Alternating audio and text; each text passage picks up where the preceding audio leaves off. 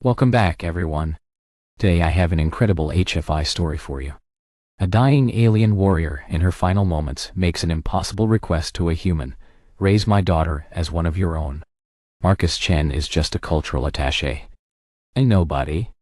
But tonight, the fate of a child will be placed in his hands. This is the dying alien warrior had one request. Let's begin. The Velkari warrior's blood was the color of molten copper, and it was pooling beneath Marcus Chen's boots as he knelt in the wreckage of the diplomatic shuttle. "Don't move," Marcus said, pressing his hands against the wound in her abdomen. The emergency beacon was already transmitting, but he knew from the way her 4 eyes were dimming that help wouldn't arrive in time. "The medics are coming." Human. Her voice was a wet rasp. The ceremonial armor she wore, marking her as a blade mother of the third circle, was cracked down the center where the debris had impaled her.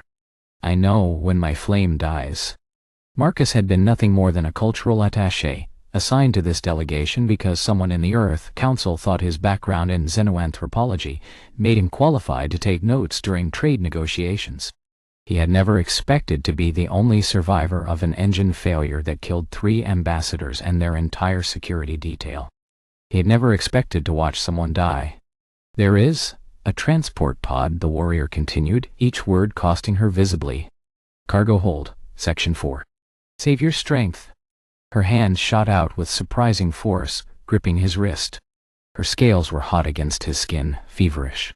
"My daughter is in that pod." Marcus felt his blood turn cold. "What?" "She is small. 3 cycles. I was bringing her to the homeworld for her naming ceremony." The warrior's grip tightened. "The Velkari High Council will not accept her. Her father was executed for treason before she was born. She carries his shame. They will make her nameless. They will cast her into the outer colonies to die forgotten." "I don't understand. Surely her mother's honor."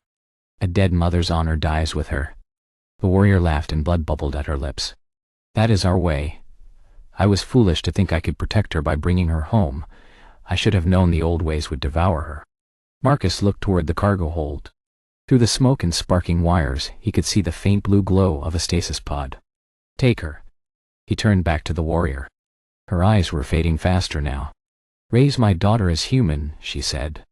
"Let her never know the weight of a name that is also a chain. Let her never kneel before councils that measure worth in bloodlines. Let her be free." "I'm not. I'm nobody. I'm a cultural attaché. I don't have the authority to." "You are human." The warrior's voice carried something like wonder even now. "Your people do not understand what that means. You take in strays, you adopt the broken. You make families from strangers. I have studied your kind. I know what you are capable of." Her hand fell away from his wrist. "Her name is Kira. But you give her a new one. A human name. One that belongs only to her." "Please," Marcus said, and he didn't know what he was asking for. "Promise me." The word came out before he could stop it. "I promise." The warrior smiled. It was a strange expression on a face built for war, but it transformed her entirely. For a moment Marcus saw not a blade mother of the third circle, but simply a mother. "Then I die well," she whispered. And she did. Marcus knelt there for a long moment, the warrior's blood cooling on his hands. Then he stood, wiped his palms on his torn jacket, and walked toward the cargo hold. The stasis pod was small, designed for transport, not long-term hibernation. Through the frosted glass he could see a tiny figure curled in on itself. Pale green scales. 4 closed eyes. Hands that ended in delicate claws, folded against her chest, like a sleeping bird's wings. 3 cycles old. That was roughly 4 human years, if his xenobiology courses hadn't failed him entirely. Marcus placed his hand on the release panel. The pod hissed open, and warm air spilled out, carrying the scent of something floral and alien. The child's eyes opened, all 4 of them, blinking in sequence like stages of a sunset. "Mother?" she asked in perfect standard.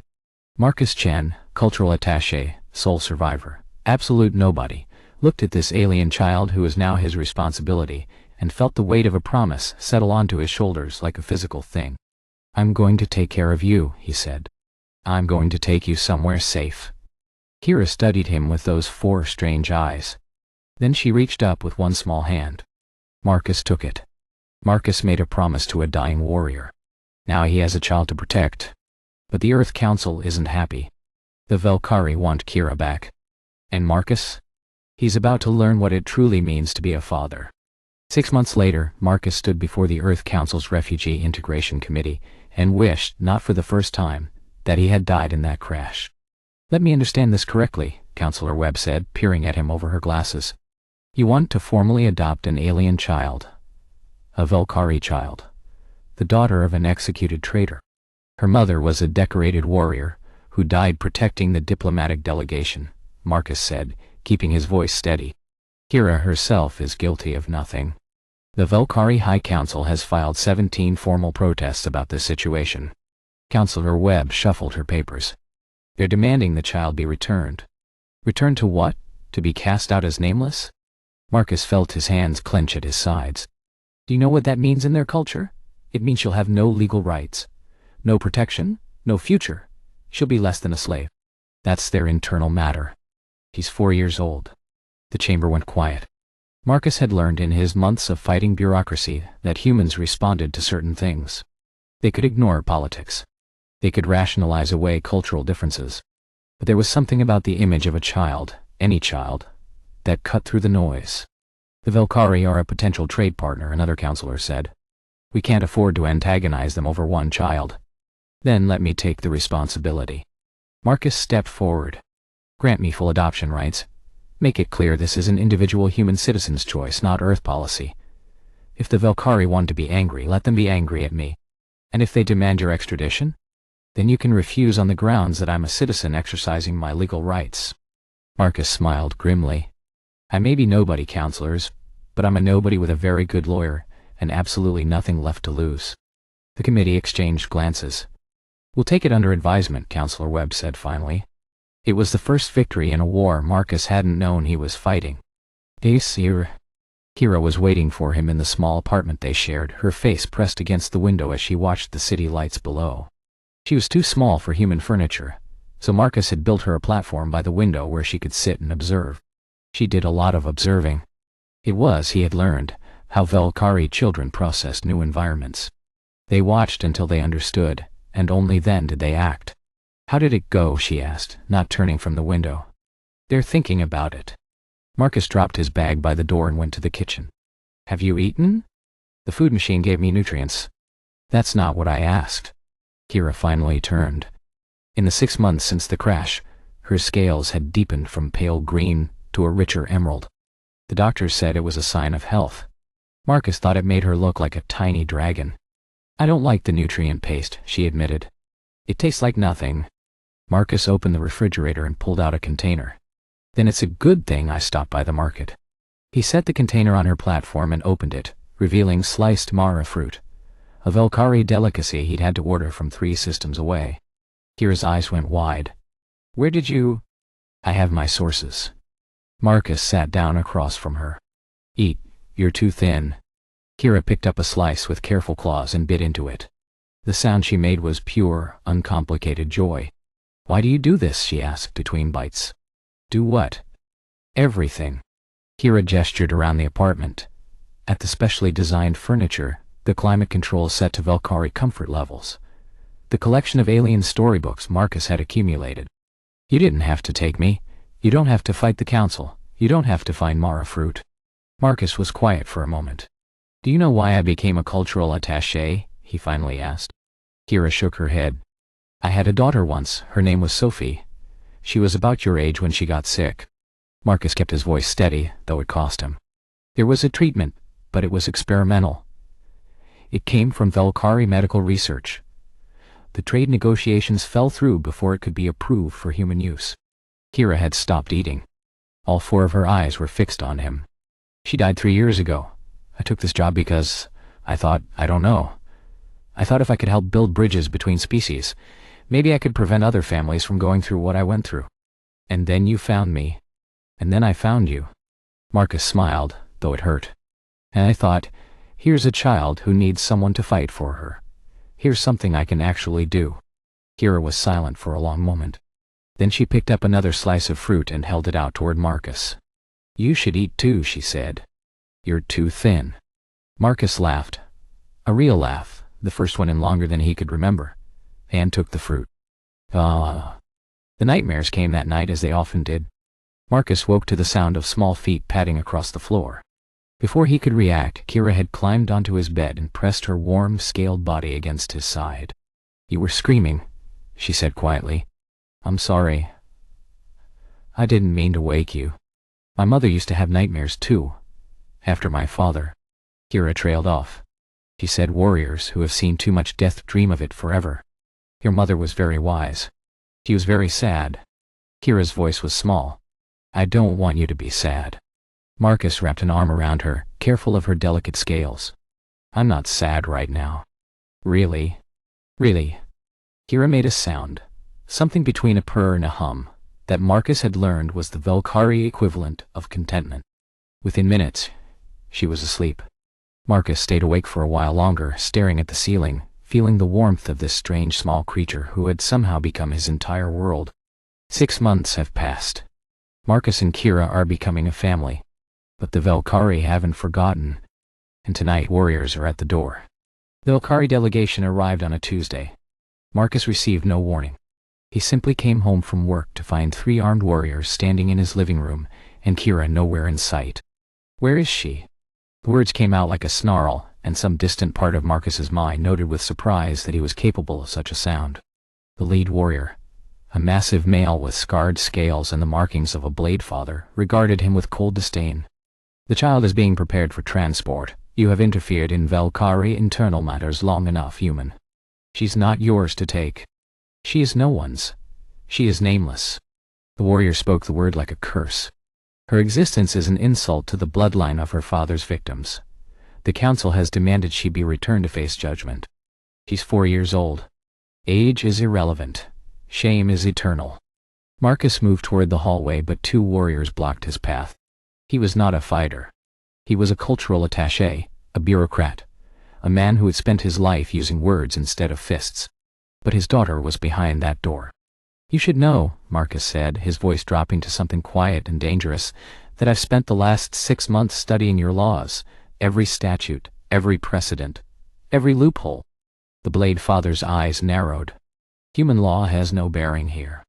"No, but Velkari law does." Marcus pulled out his tablet and projected a document into the air. "The right of last breath. It states that a dying warrior's final request carries the weight of sacred law. Any witness to such a request is bound to honor it, regardless of station or circumstance. That law is for Velkari. You are human. The law doesn't specify species. I've checked 17 times. Marcus stepped forward, and something in his face made even the warriors hesitate. "Kira's mother used her last breath to place her daughter in my care. She did so in front of me, and I accepted. By your own laws, I am Kira's guardian. By your own laws, taking her from me is a violation of sacred honor." The Blade Father was silent for a long moment. "You would use our traditions against us?" "I would use your traditions to protect a child. The fact that your council sees those as the same thing tells me everything I need to know about your honor." The words hung in the air like a blade. Then, from behind the warriors, a small voice, "Marcus?" Kira pushed through the door, her eyes wide and wet with tears. She ran to Marcus and wrapped her arms around his legs, holding on as if she would never let go. Marcus placed his hand on her head, feeling her scales beneath his palm. "It's okay," he said. "I'm here." The Blade Father watched this display with an expression Marcus couldn't read. Then he turned to his warriors and spoke rapidly in Velkari. Marcus caught only fragments, but he recognized the tone. "Retreat. This is not over," the Blade Father said finally. "The council will review your claim. Let them review. Let them send their scholars and their lawyers and their warriors." Marcus held the alien's gaze. "I'll still be here. And so will my daughter." The word hung in the air, daughter, and Marcus realized he had never said it aloud before. The warriors left. Kira was shaking against his legs, her small body racked with sobs. Marcus knelt down and gathered her into his arms, holding her tight. "I thought they would take me away," she whispered. "I thought I would never see you again." "Never," Marcus said. "I made a promise to your mother. I'm going to keep it." "But why? You could have let them take me. It would have been easier. Everyone would have been happier." Marcus pulled back so he could look at her face, at those four eyes that had become more familiar to him than his own reflection. "Because you're my daughter," he said. "And there is nothing, no council, no law, no army, that will ever make me stop fighting for you." Kira stared at him. Then she surged forward and pressed her face against his chest, and Marcus felt her tears soaking through his shirt. "I love you," she said, the words muffled against his chest. Is that allowed, for me to say that?" Marcus felt his heart crack open. "It's allowed," he said, his voice rough. "It's more than allowed, and I love you too, Kira. I have for a long time." They stayed like that, holding each other in the middle of their small apartment, as the sun set outside and the city lights began to glow. Marcus called her his daughter. The warriors retreated. But this isn't over.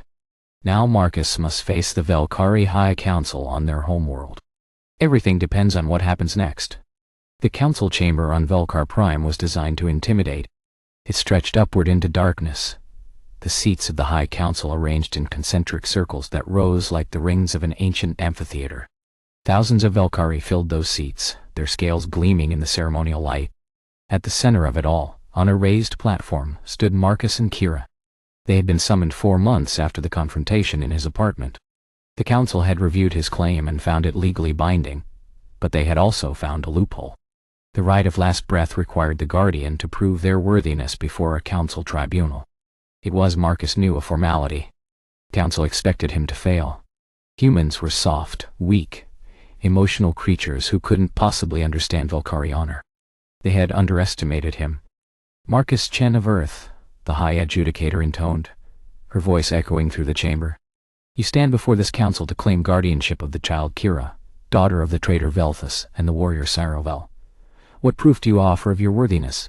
Marcus had spent months preparing for this moment. He had memorized every ritual phrase, every ceremonial gesture, every obscure tradition that might give him an advantage. But in the end he chose to speak simply. "I offer the only proof that matters," he said. "I have loved her, I have protected her, I have raised her as my own." "Love is not a qualification," the counselor sneered. "Any fool can claim love." "Can they?" Marcus looked up at the assembled Valkyrie. "Then why are so many of you here to watch a 4-year-old child be judged for crimes she didn't commit? Where is your love?" A ripple went through the crowd. "The child carries the shame of her father's blood," the adjudicator began. "The child is innocent." Marcus's voice cut through the chamber. "In human law we have a concept. You are not guilty for the sins of your parents. You are only responsible for your own choices, your own actions, your own honor. Kira has done nothing wrong. She is a child who lost her mother. She deserves protection, not punishment. Human law is irrelevant here." "Then, let me speak to Valkyrie law." Marcus pulled out a small device and activated a holographic display. "The Codex of Names, Section 47, Verse 12. A child's name is not given by blood alone, but by those who raise them in honor. Kira's mother gave her to me with her dying breath. I have raised her, I have wrought her, I have honored her. By your own laws, I have the right to name her." The adjudicator's eyes narrowed. "You cannot. I invoke the right of naming." The chamber erupted. Marcus had gambled everything on this moment. The right of naming was ancient, rarely used, and incredibly dangerous.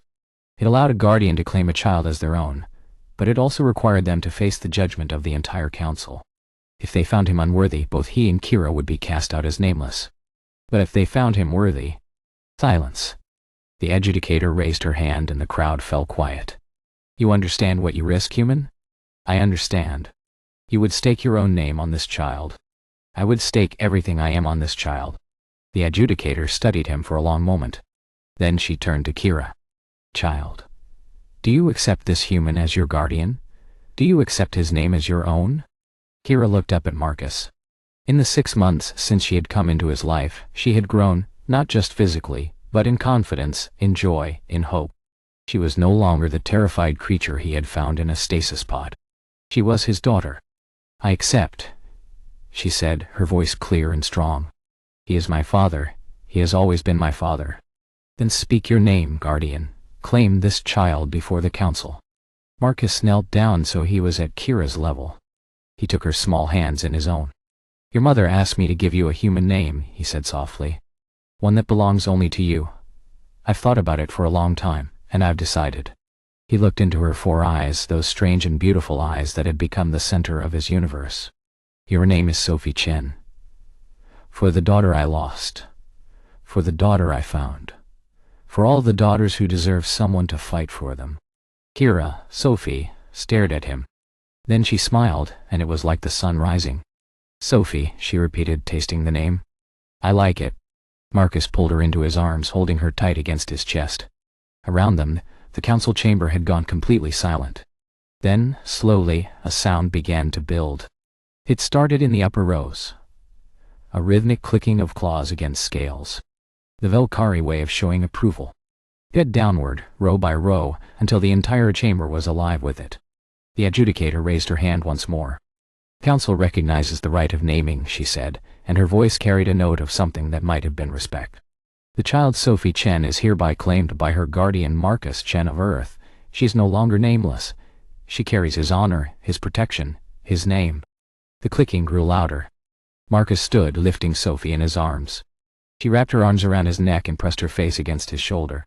We did it, she whispered. We're a family now. We were always a family, Marcus said. This just makes it official. As they walked out of the council chamber, Marcus caught sight of something in the crowd.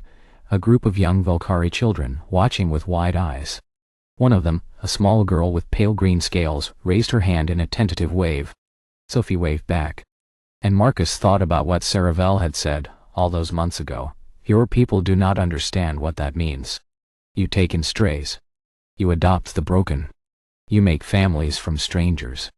Maybe that was the most human thing of all. Not strength. Not technology. Not ambition. Just the simple, stubborn refusal to let a child face the universe alone. And so, a nobody became a father. A nameless child found her name. Sometimes the most human thing we can do is simply refuse to let a child face the universe alone. If you enjoyed this story, leave a like and subscribe for more HVI content. See you in the next one.